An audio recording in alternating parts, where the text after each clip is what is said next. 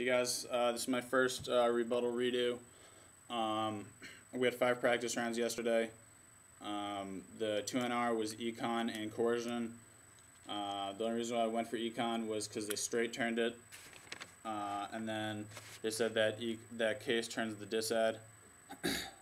So yeah, the econ scenario was investor confidence high. The plan was full employment. Here we go.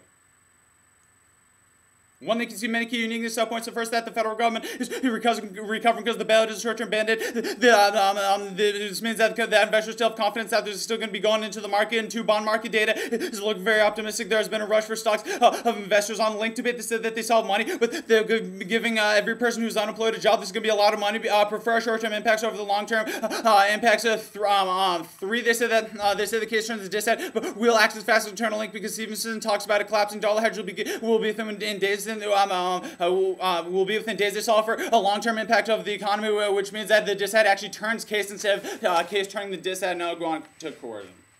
Overview.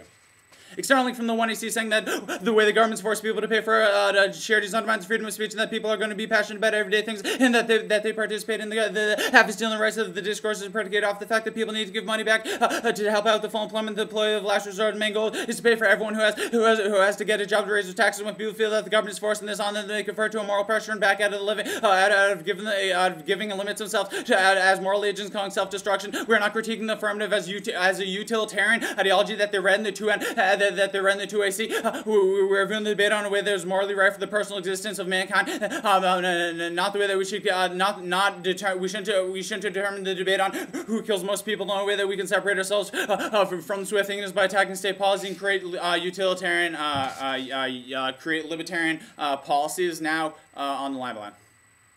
They say that they want the federal government to save money. This is great. This is relevant in a world in which there's still going to be there's still links to the critique because they're still going to be giving because they're going to be killing people, self-imposed moral to help out with the wealthy because they're going to be making other people give money to the government, and that's going to take away their morality. 2, they access morality, but we cannot develop as moral agents. This is good because it lets us think for ourselves rather than having the greater force do it for us. And they say 3, they said the same impact in the 1 AC. They never extend this in the 2 AC. They never extend this advantage in the 2 AC. They brought up in the 1AR. Don't let them bring it up in the 2A. They say perm do both, but then this mutually exclusive. They can't give to the poor and at the same time not to give to the poor. They say perm do the plan or reject all of the instances. This is rejecting the whole entire act because the whole entire act is predicated off the fact that the people are going to give money to the federal government and the federal government is going to give money to the poor. Then this is horrible because it doesn't give the people the opportunity to give to the poor, which makes them feel like they have the moral obligation, and it makes them feel like they're doing something morally right, which helps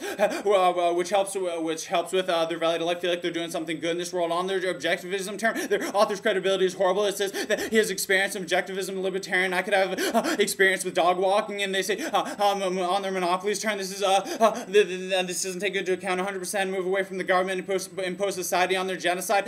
Turn this card's talking about Nazi Germany assumes a different kind of government that will be living in the United States, which means that's not applicable in the scenario of coercion. And on the alternative, this is 9. They never bring up the utopian alt is bad arc. They don't count on around. Alternative is to give hope back into the hearts of the people by resisting government policies that steal our rights in society. Once we move away to a more libertarian and give the power back to the people, then we'll be able to make people feel like they're doing something morally right, and that makes them feel like they have a voice in the society, and that makes them feel and that ensures them and that gives them hope that they're going to be doing something good for this world and that there's a reason to live in this world. 10, you look at systemic impacts first because our evidence is specific to how it's already happening, and it's already happening now, and that there's a bit, and that's better to be dead than to go through a world that ensures no value to life. Our evidence is specific to how it is the biggest consequence in the long term because soon we'll all have no value to life, even if the disad turns case is irrelevant in a world where systemic impacts happen first, and that's already happening. We access the longest impact. It's not this debate isn't. It should not be viewed on whoever kills most people, but whoever ensures that we we give people more access, or that we make people feel like they have a voice in the community and that they have a moral obligation to help these people. Once they help out these people, then they feel like they have a value to life and that there's something to live for. Otherwise, in the plans framework, if you evaluate it on impact, if you evaluate it on whoever dies the most, that's going to be great. Anyone can stand up and read a huge impact that they access to. But debate is good because we get to talk about why value to life for people and living in societies is good.